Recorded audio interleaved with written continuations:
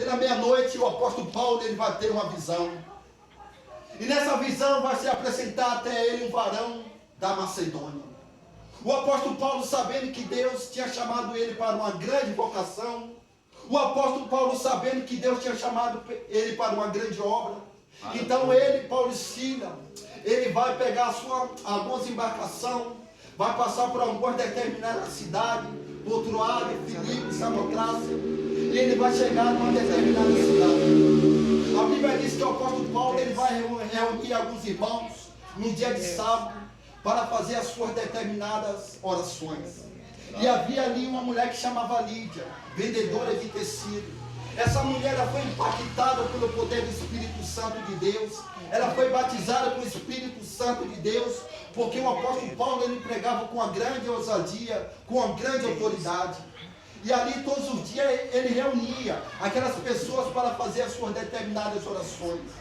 E a Bíblia diz que um certo dia ele saiu ao encontro para fazer as suas determinadas orações. E havia uma mulher que tinha um espírito de adivinhação, a qual adivinhava e dava grande lucro aos seus magistrados.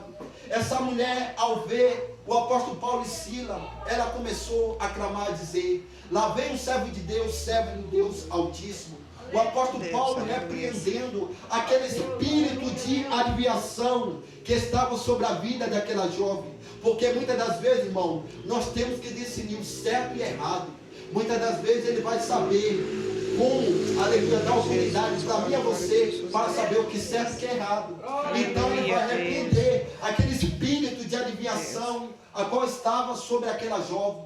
Agora, aqueles magistrados, sabendo que o lucro dele havia se acabado, porque aquela mulher dava grande lucro aos seus magistrados. E Paulo e Silas ele foi levado em praça pública. E ali ele foi açoitado, espancado. E ali ele foi judiado. E foi levado para o cárcere.